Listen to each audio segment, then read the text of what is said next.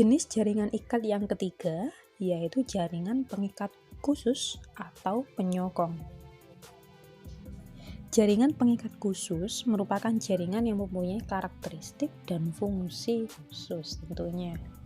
Jaringan ini meliputi jaringan tulang keras, jaringan tulang rawan, dan jaringan darah.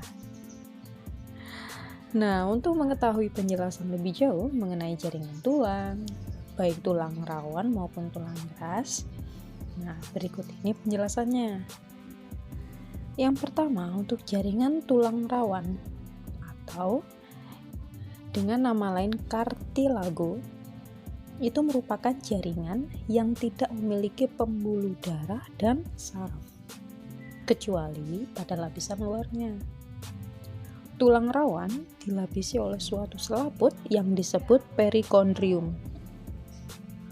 Tulang rawan dilapisi oleh suatu selaput yang disebut perikondrium yang jarak antar sel-selnya renggang. Nah, sel-sel ini disebut dengan kondrosit. Jaringan tulang rawan mempunyai kemampuan tumbuh dengan cepat sehingga dapat berfungsi sebagai kerangka sementara sebelum berganti menjadi jaringan tulang atau osteon. Jika dibandingin dengan jaringan ikat biasa, tulang rawan memiliki struktur yang lebih kuat dan elastik otakes. Tulang rawan ini terbagi atas tulang rawan hyalin, tulang rawan fibrosa, dan tulang rawan elastin. Lalu, karakteristik dari masing-masing jaringan tulang rawan itu adalah jaringan tulang rawan hyalin itu sel-selnya berwarna putih dan homogen.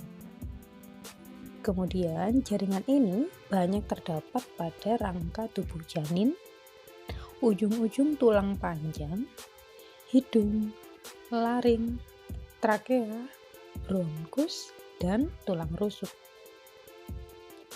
Kemudian untuk jaringan tulang rawan fibrosa itu banyak mengandung serat kolagen sehingga menyebabkan strukturnya kuat dan kaku.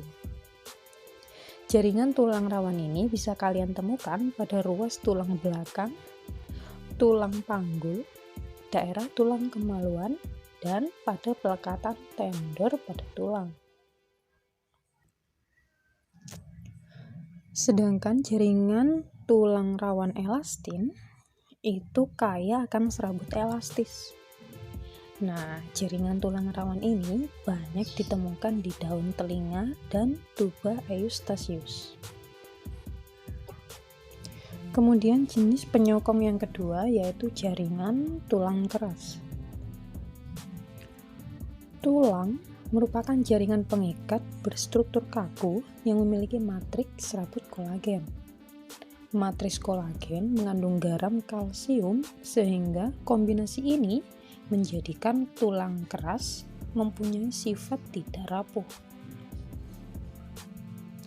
Selain itu, jaringan tulang mempunyai saluran yang disebut sistem kanalikuli, pembuluh darah, dan substansi interseluler. Saluran kanalikuli berperan dalam menyuplai makanan bagi sel tulang atau osteosit. Substansi interseluler tulang selalu mengalami osifikasi atau pengapuran yang berperan dalam proses pembentukan tulang. Sel osteosit terletak di dalam rongga lakuna. Osteosit ini merupakan komponen utama pembentuk tulang. Selain itu, sel penyusun tulang lainnya adalah osteoblas. Osteoblas bertanggung jawab dalam pembentukan matriks tulang. Matriks osteoblas ini mengandung kalsium fosfat.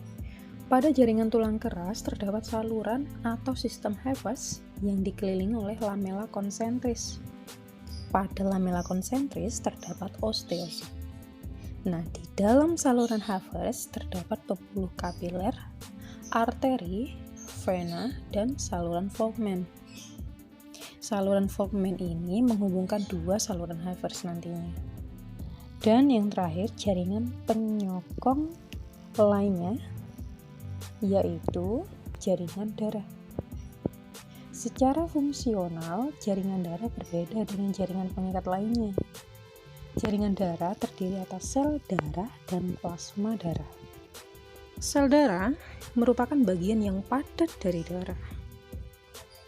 Nah, sel darah ini meliputi 45% volume darah dari seseorang loh takers. Sel darah sendiri terdiri atas eritrosit atau sel darah merah, leukosit atau sel darah putih, dan trombosit atau keping darah. Berdasarkan ada tidaknya butir-butir dalam sitoplasmanya, sel darah putih dibedakan atas leukosit granuler dan leukosit agranuler. Untuk leukosit granuler merupakan yang terbanyak dalam darah, yaitu sekitar 75%. Sel darah putih ini terdiri atas eosinofil, neutrofil, dan basofil. Sementara itu, leukosit agranuler terdiri sedikit bercampur dalam darah, terbagi atas limfosit dan monosit.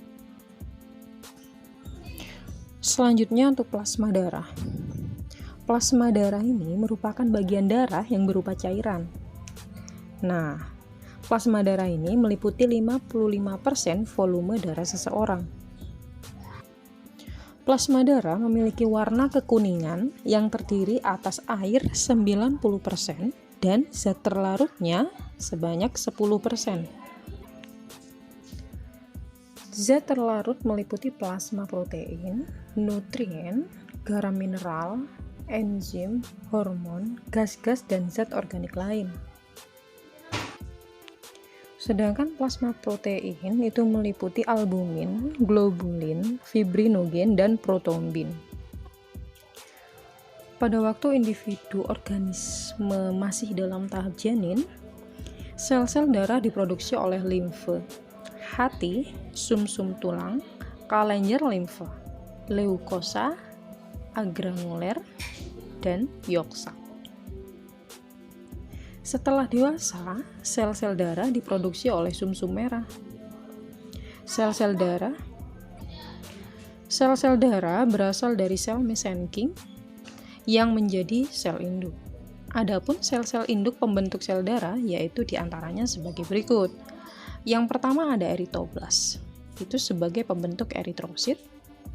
Megakarioblas itu sebagai pembentuk trombosit.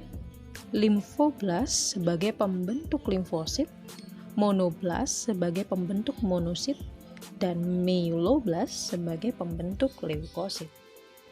Nah, takers, itulah tadi penjelasan lengkap mengenai jaringan ikat. Semoga kalian bisa memahami materi ini dengan baik, dan jika kalian suka dengan materi ini dan dirasa materi ini sangat bermanfaat, kalian bisa share ke teman-teman kalian melalui sosial media yang kalian punya. Lalu jangan lupa juga aktifkan tombol notification-nya biar kalian selalu update video-video terbaru dari Otak Hati Otak. Demikian pojok materi kali ini. Salam dari kakak, salam dari Sabang sampai Merauke.